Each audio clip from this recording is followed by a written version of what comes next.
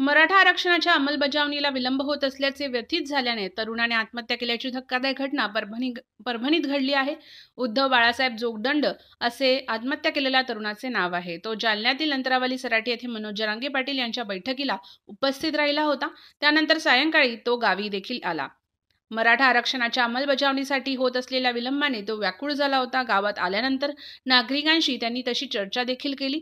यानंतर तो आपल्या शेतात गेला आणि गळफास लावून आत्महत्या केली. याविषयी विस्तृत माहिती अशी की उद्धव बाळासाहेब जोगदंड हा 25 वर्षीय मराठा तरुण मागील 2 वर्षांपासून पोलीस भरतीची तयारी करत होता. त्याचबरोबर तो मराठा आरक्षणाच्या चळवळीत देखील सक्रिय होता. मनोज जरांगे पाटील यांच्या उपोषणाला प्रतिसाद म्हणून नरवाडी गावात सुरू केलेल्या अन्य त्याग आंदोलनात देखील तो सक्रिय सहभागी होता. त्याचबरोबर अंतरावली सराटी येथे झालेल्या सभेला देखील त्याची उपस्थिती होती. मराठा आरक्षणासाठी जालना ते मुंबई निघालेल्या पायी मोर्चामध्ये तो गावकऱ्यांसह सहभागी झाला होता.